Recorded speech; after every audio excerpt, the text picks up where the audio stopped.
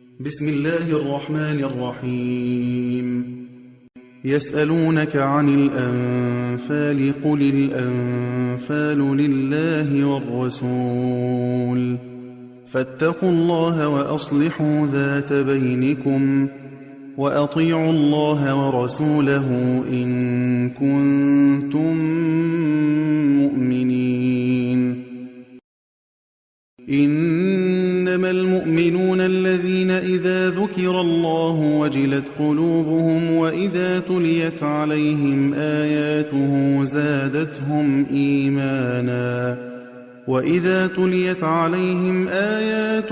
زادتهم إيمانا وعلى ربهم يتوكلون. الذين يقيمون الصلاة ومما رزقناهم ينفقون أولئك هم المؤمنون حقا لهم درجات عند ربهم ومغفرة ورزق كريم.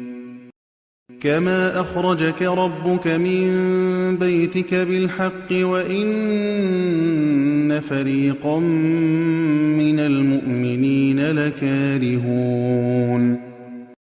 يجادلونك في الحق بعدما تبين كأنما يساقون إلى الموت وهم ينظرون. وإذ يعدكم الله إحدى الطائفتين أنها لكم وتودون أن غير ذات الشوكة تكون لكم ويريد الله أن يحق الحق بكلماته ويقطع دابر الكافرين. ليحق الحق ويبطل الباطل ولو كره المجرمون. إذ تستغيثون ربكم فاستجاب لكم أني ممدكم ب1000 من الملائكة مردفين. وما جعله الله إلا بشرى ولتطمئن به قلوبكم وما النصر إلا من عند الله إن الله عزيز حكيم. إذ يغشيكم النعاس أمنة منه وينزل عليكم من السماء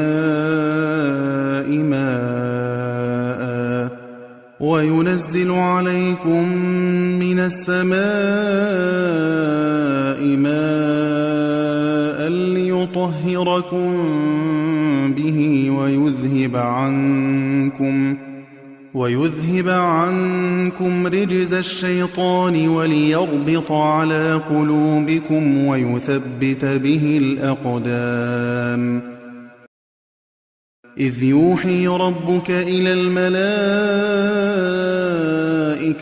أني معكم فثبتوا الذين آمنوا سألقي في قلوب الذين كفروا الرعب فاضربوا فوق الأعناق واضربوا منهم كل بنان.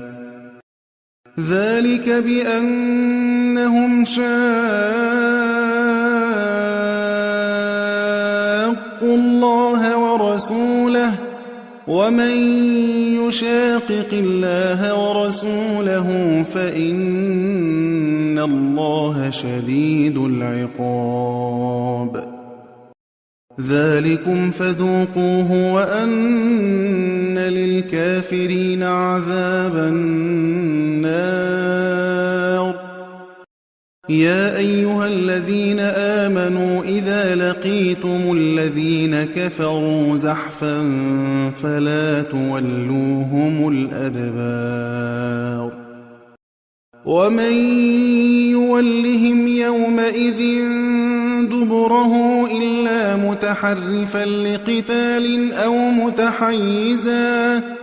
أو متحيزا إلى فئة فقد باء بغضب من الله ومأواه جهنم وبئس المصير فلم تقتلوهم ولكن الله قتلهم وما رميت إذ رميت ولكن الله رمى وليبلي المؤمنين منه بلاء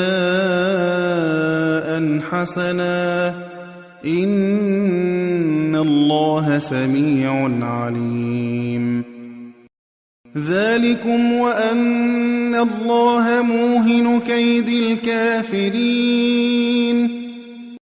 إن تستفتحوا فقد جاءكم